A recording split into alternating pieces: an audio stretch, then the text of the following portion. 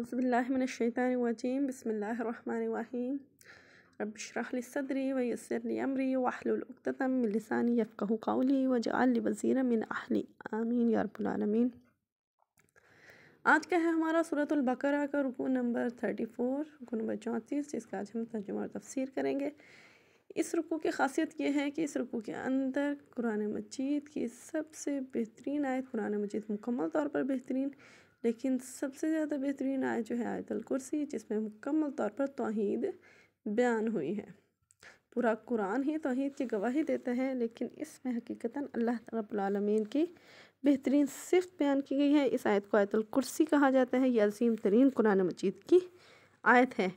اس کے حوالے سے بہت سی احادیث جو ہیں وہ موجود ہیں، جن میں سب سے افضل ترین آیات اس کو قرار دیا گیا ہے۔ اس کے علاوہ نبی کریم صلی اللہ علیہ وسلم نے فرمایا، جو شخص ہر نماز کے بعد آیت الکرسی پڑھا کرے گا تو اس کو جنت میں داخل ہونے کے لیے بجز موت کی کوئی چیز رکاوٹ نہیں بن سکتی، یعنی موت کے فوراً بعد جنت میں داخل ہو جائے گا۔ ایک اور روایت پر ہے کہ نبی کریم صلی اللہ علیہ وسلم نے حضرت ابی بن کعب سے دریافت کیا کہ بتاؤ قرآن مجید کی سب سے زیادہ عظیم ترین آیت کون سی ہے؟ تو ابی نے عرض کیا، ابی بن کعب نے، کہ آیت الکرسی۔ آپ صلی اللہ علیہ وسلم نے ان کی تصدیق کرتے ہوئے فرمایا، اے ابو المنذر، تمہیں مبارک ہو، تمہیں علم مبارک ہو، یعنی تم نے صحیح بات کی ہے، صحیح جواب دیا ہے۔ تو آیت الکرسی جو ہے وہ قرآن مجید کے سب سے عظیم ترین آیت جو ہے، پورا قرآن بہترین، لیکن اس میں سے آیت الکرسی جو ہے اس کی فضیلت اور اہمیت مزید بڑھ جاتی ہے۔ اس کے علاوہ اس کی فضیلت اور اہمیت میں یہ بھی ہے کہ جو شخص رات کو اس کو پڑھ کر سوتا ہے، فرشتے اس کی حفاظت کرتے ہیں۔ آئیے اب اس رکوع کا آغاز کرتے ہیں۔ یا ایھا الذین آمنوا، اے لوگو جو ایمان لائے ہو، انفقوا مما رزقناکم، خرچ کرو تم اس میں سے جو رزق ہم نے تمہیں دیا ہے، من قبل، اس سے قبل، کہ ان یاتی یوم لا بیع فیہ، کہ ایسا دن نہ آ جائے کہ اس دن نہ کوئی خرید و فروخت ہوگی، ولا خلۃ، نہ کوئی دوستی کام آئے گی، ولا شفاعت، اور نہ ہی کوئی سفارش کام آئے گی۔ دنیا میں جو مال خرچ کیا ہے، اس میں مال کی خرچ کرنے کی اہمیت کا جو ہے وہ بتایا جا رہا ہے کہ آپ مال خرچ کریں، وہ رزق جو ہم نے آپ کو دیا ہے۔ رزق میں بہت ساری چیزیں آتی ہیں، رزق میں علم بھی آتا ہے کہ جو علم اللہ نے آپ کو سکھایا آپ اس کو پھیلائیں۔ رزق میں مال بھی آتا ہے کہ جو مال اللہ نے آپ کو دیا اس کو آگے خرچ کریں۔ رزق میں اولاد بھی آتی ہے کہ جو اولاد اللہ نے دی ہے اس کی بہترین پرورش کی جائے، تاکہ وہ معاشرے کے لیے بہترین شہری بن سکیں، ساتھ میں دین کی اشاعت کا بھی فریضہ ادا کر سکیں۔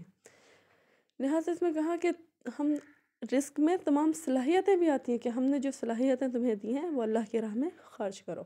یہاں پر جو ہے یہ ساری چیزیں ہم اس کے معنی میں لے سکتے ہیں قبل اس کے کہ وہ دن آ جائے، یعنی اپنی صلاحیتیں، اپنی محنتیں، اپنی کاوشیں، اپنا مال، اپنی اولاد اس راہ میں خرچ کرو، اللہ کی رضا کے لیے خرچ کرو، اور جو کچھ ہم نے آپ کو دیا ہے اس کو اللہ کے لیے خرچ کرو قبل اس سے کہ وہ دن آ جائے۔ کون سا دن؟ قیامت کا دن، جس دن کے لا بیع فیہ، جس میں نہ کوئی خرید و فروخت ہوگی۔ بیع کہتے ہیں نا تجارت کو، تجارت کس کو کہتے ہیں؟ خرید و فروخت کرنے کو۔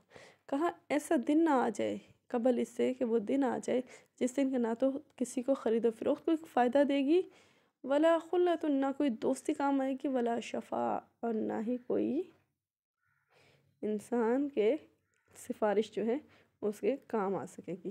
والکافرون هم الظالمون، اور کافر جو ہیں بے شک کہ وہی ظالم ہیں۔ کافر، کافرون جو ہے وہ کافر کی جمع ہے، کہ کافر جو ہے حقیقتاً وہی ظالم ہیں۔ ظالمون بھی جمع ہے کہ یہ سارے جو ہیں وہ ظالم ہیں۔ ہر کافر اپنے طور پر، انفرادی طور پر ظالم ہے، اس لیے کہ وہ ظلم اگر لوگوں کے اوپر نہیں بھی کر رہا تو وہ کفر کر کے، انکار کر کے، اللہ کے ساتھ دوسروں کو شریک ٹھہرا کر ہی اللہ کا حق مار رہا ہے، تو اٹس مین وہ سب سے بڑا ظالم ہے، کیونکہ اللہ رب العالمین نے شرک کو بھی ظلم کہا ہے۔ ان الشرک لظلم عظیم، بے شک شرک تو ظلم عظیم ہے، اس سے بڑا تو کوئی ظلم ہو ہی نہیں سکتا کہ کائنات کا خالق آپ کو تمام نعمتوں سے نوازے اور آپ بدلے کے طور پر کسی اور کے آگے سر جھکا لیں۔ یہی چیز جو ہے شرک کہلاتی ہے۔ کہا کافروں کے لیے، کافر جو ہیں وہ حقیقتاً بہت ظالم ہے، اور جو کوئی ظالم ہوگا وہی آخرت میں سزا اٹھائے گا۔ لہٰذا کافر کا میننگ جو ہے بیسکلی مسلمان ہو کر بھی ہم کافر ہوتے ہیں۔ وہ کیسے ہوتے ہیں؟ انکار کرنے والا۔ بیسکلی کافر کا مطلب ہوتا ہے انکار کرنے والا۔ چونکہ ہم ایمان والے تو ہیں لیکن عملی طور پر ان احکامات کا، ان تعلیمات کا جو ہم تک پہنچی ہیں، یہ جن کو ہمیں قبول کر لینا چاہیے، بینگ اے مومن، وہ ہم نہیں قبول کرتے، اپنے عمل سے گویا ہم انکار کر رہے ہوتے ہیں۔ اللہ تعالیٰ ہمیں اس طرح کے جو ہے نافرمانی سے بچائے، محفوظ رکھے۔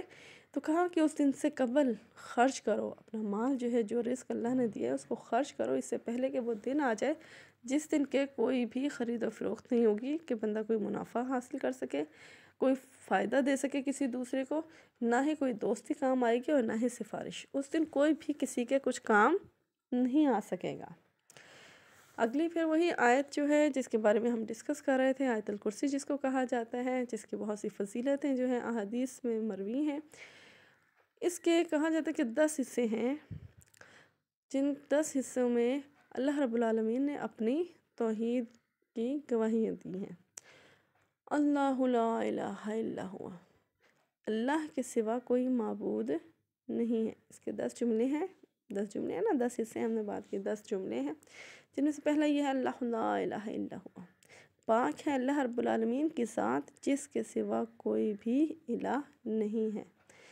الہ نہ ہونے کا مطلب عبادت کے لائق نہیں، اللہ کے سوا کوئی بھی نہیں ہے جو اس قابل ہو سکے، جو اللہ کا مقابلہ کر سکے۔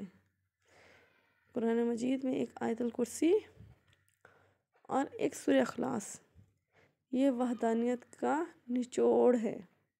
باقی تو پورا قرآن ہے اللہ تعالیٰ کی توحید کی گواہی دیتا ہے، لیکن یہ وحدانیت کا نچوڑ جن کو کہا جا سکتا ہے وہ ہے۔ الحی القیوم، وہ زندہ ہے اور تھامنے والا ہے۔ قیوم قائم رہنے والا بھی ہے، تھامنے والا بھی ہے، ٹھیک ہے۔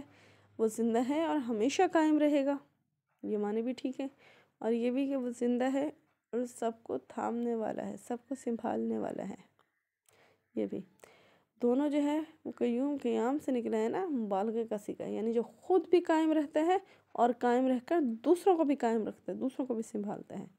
بہت سے لوگوں کے نزدیک اسماء صفات الحی القیوم اسم اعظم ہے، یعنی اسم اعظم وہ کہ جس کا نام لے کر، جس کا واسطہ دے کر اگر دعا کی جائے تو پھر وہ دعا کم ہی رد ہوتی ہے، اس کو اسم اعظم کہا جاتا ہے۔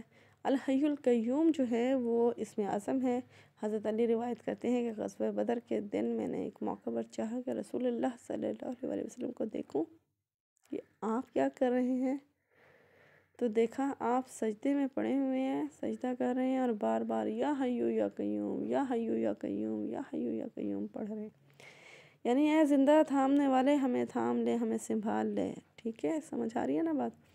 تیسرا جملہ ہے لا تأخذہ سینۃ ولا نوم، سینۃ کہتے ہیں اونگ آنے کو، جو نیند کے ابتدائی آثار ہوتے ہیں، اور نوم جو ہے وہ مکمل نیند کو کہا جاتا ہے، یعنی نیند آنا تو دور کی بات، اس کو تو اونگ بھی نہیں آتی، نہ اس کو اونگ آتی ہے نہ اس کو نیند آتی ہے۔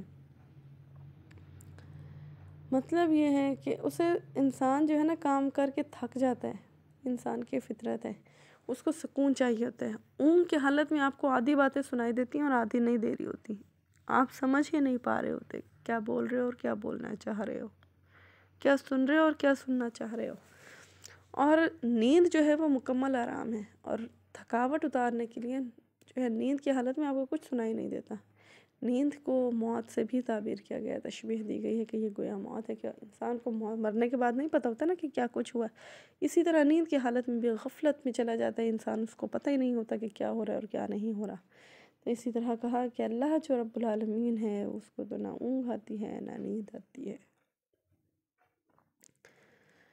اس کے قریب سے بھی نہیں گزرتی، کیونکہ انسان جو ہے وہ تھک جاتا ہے، اس کو سکون چاہیے ہوتی ہے۔ اللہ رب العالمین کو تو تھکاوٹ ہوتی ہی نہیں ہے، وہ تو ہر طرح کے عیب سے بالا تر ہے، پاک ہے، لہٰذا اس کو نہ اونگ آتی ہے نہ نیند آتی ہے، نہ تھکاوٹ اس کے اوپر کوئی اثر کرتی ہے۔ لہو ما فی السماوات و ما فی الارض، اس جملے کے شروع میں لہو کا لفظ تملیک کے معنی میں، یعنی ملکیت ہے، زمین اور آسمان میں جو کچھ بھی ہے وہ سب اللہ رب العالمین کا ہے، اللہ مالک ہے ہر اس چیز کا جو کچھ بھی زمین میں ہو، جو کچھ بھی آسمان میں، اور وہی مختار کل ہے۔ من ذا الذی یشفع عندہ الا باذنہ،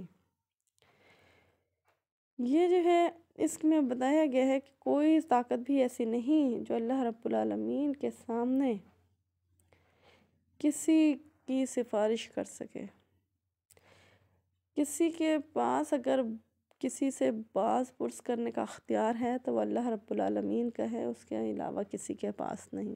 قیامت کے دن کی بات ہو رہی ہے نا کہ اس دن کسی کے پاس نہیں ہوگا۔ دنیا میں تو ہم پوچھ لیتے ہیں، کوئی حاکم بھی پوچھ لیتا ہے، کوئی قاضی، کوئی جج، کوئی بھی پوچھ سکتا ہے، کہا اس کے پاس جو کچھ ہے، کون ہے؟ من ذا الذی یشفع عندہ، کون ہے جو سفارش کر سکے اس کے سامنے، عندہ اس کے پاس، الا باذنہ سوائے اس کے جس کو وہ شفاعت کا حق دے، سفارش کا حق دے۔ قیامت کے دن جو ہے نبی کریم صلی اللہ علیہ وسلم کو شفاعت کا حق ملے گا، ہم امید کرتے ہیں، اور یہ سفارش بھی اسی سے ہے۔ نبی کریم صلی اللہ علیہ وسلم نے فرمایا اذان کے بعد جو آخری اذان کے بعد جو دعا ہمیں سکھائی گئی ہے، اللہم رب هذه الدعوۃ التامہ والی، اس میں کیا ہے کہ اس میں ایک لفظ آتا ہے مقام محمودہ، کہ وہ امید کرتا ہوں کہ وہ مقام محمود جو ہے وہ مجھے عطا ہوگا، جس نبی کو وہ دیا جائے گا اس کی سفارش جو ہے وہ قبول کی جائے گی، لیکن اس کے ساتھ ہی شرط لگا دی جس کے لیے اللہ سفارش کی اجازت دے گا اسی کے لیے سفارش کریں گے اور اسی کی سفارش قبول ہوگی۔ یہ سفارش جو ہے یہ بھی اللہ تعالیٰ کے اذن سے ہوگی، یعنی اللہ تعالیٰ کی اجازت سے ہوگی۔ آگے دیکھیں، یعلم ما بین ایدیہم وما خلفہم، جو کچھ بھی ان کے سامنے ہے اور جو کچھ بھی ان کے پیچھے ہے، ان سے مراد لوگوں کے، وہ تمام حالات اور واقعات سے باخبر ہے۔ آگے پیچھے سے مراد پیدا ہونے سے پہلے بھی اور پیدا ہونے کے بعد بھی ہیں، اور آپ کے سامنے بھی ہیں اور آپ کے غیر موجودگی میں بھی ہیں۔ اللہ تعالیٰ کو ہر واقعے کا علم ہے۔ وَلَا يُحِيطُونَ بِشَيْءٍ مِّنْ عِلْمِهِ إِلَّا بِمَا شَاءَ، یعنی انسان اور مخلوقات تمام کے تمام اللہ کے علم میں سے کسی کا بھی احاطہ نہیں کر سکتے۔ وَلَا يُحِيطُونَ، وہ احاطہ نہیں کر سکتے، بِشَيْءٍ کسی بھی چیز کا، بِشَيْءٍ مِّنْ عِلْمِهِ اس کے علم میں سے، إِلَّا بِمَا شَاءَ سوائے اس کے جتنا وہ چاہے، جتنا وہ چاہتا ہے اتنا علم جس کے لیے چاہتا ہے اس کو سکھا دیتا ہے، اور جس کو چاہتا ہے نہیں سکھاتا۔ لہٰذا اللہ تعالیٰ خود ہی جس کو جتنا چاہے علم اتنا عطا کر دے، اس کے علاوہ کسی کو علم ہو ہی نہیں سکتا، اور نہ اس سے زیادہ وہ حاصل کر سکتا ہے جتنا کہ اس نے اس کو سکھا دیا۔ وَاسِعَ كُرْسِيُّهُ السَّمَاوَاتِ وَالْأَرْضِ، اور اس کی کرسی نے جو ہے آسمان اور زمین سب کو گھیرے میں لیا ہوا ہے، اس کی کرسی جو ہے وہ آسمان اور زمین پر محیط ہے۔ اس میں کہا گیا کہ کرسی کی اتنی بڑی وسعت ہے کہ اس کے اندر زمین اور آسمان سب کے سب سمائے ہوئے ہیں۔ یہ آیت متشابہات میں سے ہے، اس کو اپنی کرسی سے اقتداء جو ہے وہ کمپیریزن نہ کیا جائے، قیاس نہ کیا جائے۔ اس میں کرسی سے مراد جو ہے وہ ایسی ہے کہ جس میں ایکچولی جو ہے اس کے صحیح میننگ اگر ہم کہہ سکتے ہیں تو وہ ہوگا اقتدار، اس کی طاقت، اس کی اپروچ اتنی ہے کہ زمین اور آسمان کی ہر چیز جو ہے وہ اس کے احاطے میں آئی ہوئی ہے، اس کے اندر سمائی ہوئی ہے۔ وَلَا يَؤُودُهُ حِفْظُهُمَا، اور اس سب کی یعنی زمین اور آسمان اور اس کی تمام مخلوقات کی ذمہ داریاں اس کو تھکا نہیں دیتی کہ ان کی حفاظت کرنے سے وہ عاجز آ جاتا ہو، بلکہ یہ سب کچھ اس کے لیے نہایت آسان ہے، اور اس کو ان کی حفاظت، ان دو عظیم مخلوقات یعنی زمین اور آسمان، ان کی حفاظت کچھ بھی گراں نہیں گزرتی، تھکا دینے والی نہیں ہے۔ اور آخری جملہ جو ہے وَهُوَ الْعَلِيُّ الْعَظِيمُ، وہ عالی شان اور عظیم الشان ہے۔ یعنی پچھلے جو بھی جملے ہم نے پڑھے ہیں اس میں اللہ تعالیٰ کے ذات اور صفات کے کمالات بیان ہوئے ہیں، ان کو سمجھ کر ہر انسان، ہر عقل مند انسان یہی کہنے پر مجبور ہو جاتا ہے کہ حقیقتاً جس کا احاطہ قدرت میں سب کچھ ہو، جو سب کچھ کو جانتا ہو، جس کے سامنے کسی کی بولنے کی جرأت نہ ہو، جس کا علم سب کا احاطہ کیے ہوئے ہو، جو تمام مخلوقات کا خالق ہو، حقیقتاً وہی اس قابل بھی ہے کہ اس کی عزت و عظمت اور بلندی اور برتری کی گواہی دی جائے کہ حقیقتاً وہ تمام عیبوں سے پاک ہیں۔ لا اکراہ فی الدین، دین میں کوئی زور زبردستی نہیں ہے۔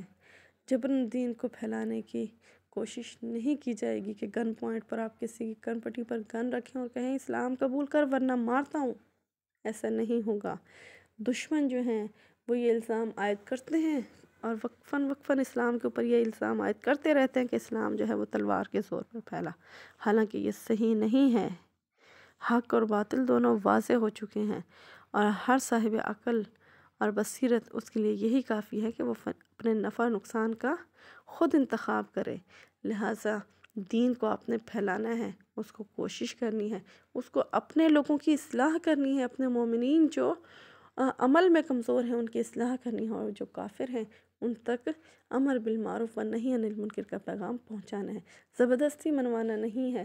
اسلام پیغام پہنچانے کا حکم دیتا ہے، امر بالمعروف کا حکم دیتا ہے، نہی عن المنکر کا حکم دیتا ہے، لیکن بائی فورس منوانے کا حکم نہیں دیتا۔ اور خاص کر دین کے حوالے سے کہ جب کوئی شخص اسلام کے راہ میں رکاوٹ نہیں بنتا لیکن کافر ہے اور کافر ہی رہنا چاہتا ہے، تو اسلام کہتا ہے کہ اس کے سامنے دین کو پیش کیا جائے، اگر وہ چاہے تو قبول کر لے اور چاہے تو انکار کر دے، ٹھیک ہے۔ قبول کرنا، زبردستی قبول کروانا جو ہے وہ اسلام کی منشا نہیں ہے۔ لا اکراہ فی الدین، دین میں کوئی زور زبردستی نہیں ہے۔ قد تبین الرشد من الغی، اور بے شک ہدایت جو ہے وہ گمراہی سے الگ ہو گئے۔ فمن یکفر بالطاغوت، اور جو کوئی طاغوت کا انکار کرے، ویؤمن باللہ، اور اللہ پر ایمان لائے، فقد استمسک بالعروۃ الوثقی، تو اس نے حقیقتاً ایک ایسے مضبوط سہارے کو تھام لیا جس کو کہ لا انفصام لہا، جو کہ ٹوٹنے والا نہیں ہے۔ طاغوت کس کو کہا جاتا ہے؟ ہر وہ اس چیز کو جو اللہ کے راستے سے خود بھی گمراہ ہیں اور آپ کی بھی گمراہی کا باعث بن جاتے ہیں۔ طاغوت میں آپ کے والدین، آپ کی اولاد، آپ کے بیوی بچے، آپ کے دوست احباب، آپ کے رشتہ دار، آپ کے عہدے، آپ کے سٹیٹس، آپ کی شان و شوکت، آپ کا مال، آپ کا حسب نسب، آپ کا جاہ و مرتبہ، آپ کی عزت شہرت کی بلندیاں، اور آپ کا عروج اور آپ کا زوال، ہر وہ چیز جو آپ کے لیے رکاوٹ بنے دین پر عمل کرنے میں، ہر وہ چیز وہ طاغوت ہے۔ آپ نے سنا ہی ہوگا اکثر لوگ کیا کہتے ہیں کہ رشوت کس لیے ہے؟ بچوں کے لیے تو کما رہے ہیں، بچوں کے لیے تو سب کچھ کر رہے ہیں، بچوں کے لیے تو، گویا کہ اس لمحے اگر وہ بچوں کے لیے کمانا حلال کما رہے ہیں تو بہترین ہے، اور اگر وہ رشوت بچوں کے لیے لے رہے ہیں، وہ مال ناحق بچوں کے لیے لے رہے ہیں، بچوں کا نام لے لے کر، تو یہی بچے جو ہیں وہ طاغوت ہیں۔ گویا ان کے لیے وہ ایک غلط رستے کو چن لیتے ہیں۔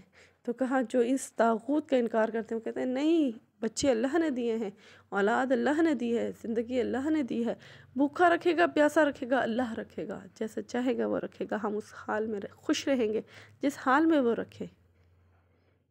تو گویا کہ وہ کوئی بھی چیز آپ کے لیے طاغوت نہیں بنتی ہے۔ یہ ساری چیزیں آپ کو اللہ کے راستے کی طرف مددگار بھی ہو سکتی ہیں، اور اگر یہ اللہ کے راستے سے روکنے والی ہیں تو پھر یہی چیزیں طاغوت ہیں۔ تو کہا کہ طاغوت، اور اس میں سب سے بڑھ کر انسان کا اپنا نفس، کہ انسان اپنے خواہشات نفس کا ہی غلام بنا ہوتا ہے، اور اس کا نفس جو ہے وہ اس کو زندگی کے ٹیڑھے میڑھے راستوں کی طرف گھسیٹے پھرتا ہے کہ ادھر آ جاؤ یہ بہتر ہے، ادھر آ جاؤ یہ بہتر ہے، ادھر وہ اس کو ایک کوئی کامل ڈیسیژن لینے ہی نہیں دیتے، ایک صحیح فیصلے کی طرف آنے ہی نہیں دیتے۔ کہا یہ طاغوت ہے۔ لہٰذا جو شخص اس طاغوت کا انکار کرتا ہے تو حقیقتاً وہ اللہ پر ایمان لاتا ہے۔ وہ کہتا ہے یا اللہ میں نے گمراہی کے سارے راستے چھوڑ دیے، میں نے نفس پرستی چھوڑ دی، میں نے شیطان کو چھوڑ دیا، اب تیری طرف سے آنے والی ہدایت کی میں اطاعت کروں گا، پیروی کروں گا، اور وہ مجھے گمراہ نہیں کر سکتی۔ لہٰذا اس نے ہر گمراہی کے راستے کو چھوڑ دیا۔ ہر گمراہی کا راستہ طاغوت کہلاتا ہے، ٹھیک ہے۔ تو کہا کہ گویا کہ جس نے طاغوت کا انکار کیا وہ حقیقتاً اللہ پر ایمان لایا اور اس نے ایک ایسا مضبوط سہارا تھام لیا جو کہ اسے ٹوٹنے والا نہیں ہے۔ واللہ سمیع علیم، اور حقیقتاً اللہ سننے والا ہے اور جاننے والا ہے۔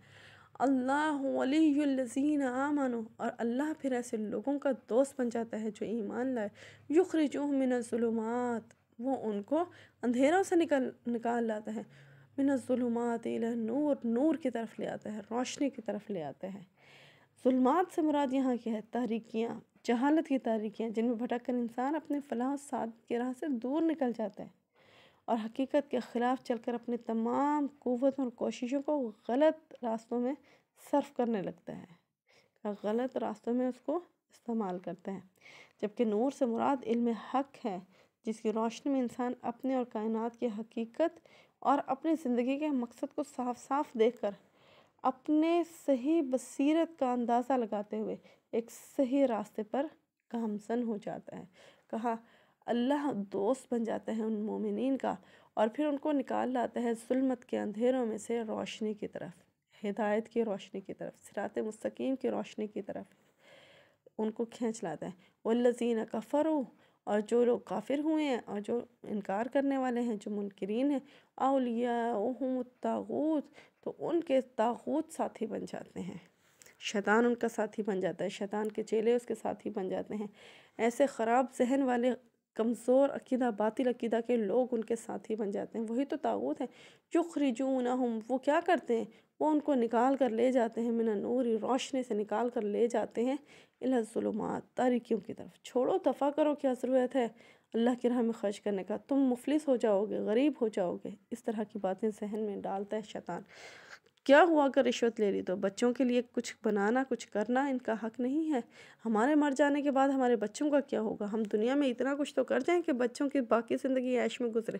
ہم چاہے لوگوں کا حق مارتے رہیں، ہم چاہے لوگوں کے ساتھ ظلم کرتے رہیں، چاہے ان کا حق تلف کرتے رہیں، لیکن اپنے بچوں کی یہ جو سوچیں اس طرح کی آتی ہیں، اور اس طرح کی بہت ساری سوچیں، اور ہر حوالے سے، رزق کمانے کے حوالے سے، تربیت کے حوالے سے، گمراہی کے حوالے سے، ہر حوالے سے جیسے بھی آتی ہیں، غلط تربیت کی ہے، غلط گمراہی کے راستوں کو قبول کیا، یہ شیطان حقیقتاً طاغوت کا سرچشمہ جو ہے وہ شیطان ہے، اور اسی سے ساری طاغوتی قوتیں جو ہیں وہ پھوٹتی ہیں۔ تو کہا کہ وہ لوگ جو اللہ کا انکار کرتے ہیں، کفر کرتے ہیں، تو جو لوگ کافر ہوئے تو طاغوت جو ہے وہ ان کے ساتھی بن جاتے ہیں، ان کو گھیر لیتے ہیں، اور وہ کیا کرتے ہیں؟ ان کو روشنی میں آ جانے کے بعد، جبکہ اللہ نے دین بھیج دیا، ہدایت بھیج دی، روشنی واضح ہو گئی، حق اور باطل کی روشنی واضح ہو گئی، اس روشنی میں، ہدایت کی روشنی میں گمراہی، ضلالت اور ہدایت دونوں واضح ہو گئی کہ ضلالت کیا ہے اور ہدایت کیا ہے، گمراہی کیا ہے اور ہدایت کیا ہے، ہر چیز واضح ہو گئی۔ اور اس کے باوجود بھی وہ ان کو ہدایت کی طرف آنے نہیں دیتے، گویا وہ نور کی طرف نہیں آنے دیتے، اور بلکہ نور ان کے اوپر واضح ہو جانے کے بعد ان کو ظلمت کے اندھیروں میں کھینچ کر لے جاتے ہیں۔ اولئک اصحاب النار، یہی لوگ جو ہیں دوزخی ہیں، آگ والے ہیں، ہم فیہا خالدون، اللہ ہمارے حال پر رحم فرے، وہ ہمیشہ ہمیشہ اس میں رہیں گے۔ اللہ تعالیٰ ہمیں طاغوتی طاقتوں سے بچائے، ہمارے نفس کے حوالے نہ کرے۔ یا اللہ تو ہمارا محافظ بن جا، ہمیں ایسے ہر شر سے بچا لے جو ہمیں تیری راستے سے روک دے، ہر ایسے انسان سے بچا لے، ہر ایسی چیز سے بچا لے جو تیری راہ میں ہمیں گمراہی کی طرف لے جانے والی ہو، تیری راہ سے ہٹا دینے والی ہو، اور تو ہمارا دوست بن جا، مددگار بن جا، ہمیں پختگی، ایمان میں پختگی عطا کر۔ جن کا ایمان پختہ ہوتا ہے ان کا دوست اللہ بن جاتا ہے۔ یا اللہ ہم تجھ سے ایمان میں پختگی مانگتے ہیں، تو ہمیں ایمان میں ثابت قدمی مانگتے ہیں، ثابت قدمی عطا فرما، اور ہمارا دوست بن جا، ولی مددگار بن جا، تاکہ تو ہمیں نکال کے لے جائے ظلمت کے اندھیروں میں سے روشنیوں کی طرف۔ آمین یا رب العالمین۔ اور جو لوگ جہنم، اور جو لوگ کافر ہیں وہ طاغوت کا ساتھ ہی ہیں، طاغوت والے ان کو جہنم کی طرف لے جاتے ہیں، اور ایسی جہنم کی طرف جس میں وہ ہمیشہ ہمیش رہیں گے۔ اللہ تعالی ہم سب کو اس سے محفوظ رکھیں، آمین۔ ہمیں اپنا عبادت گزار بنائے، فرما بردار بنائے، اطاعت گزار بنائے، آمین یا رب العالمین۔ آج کا ہمارا ٹاپک جو ہے وہ بیٹے مکمل ہوا، یہ اس کی تفسیر ہے، آپ دیکھ لیں۔ السلام علیکم ورحمۃ اللہ وبرکاتہ۔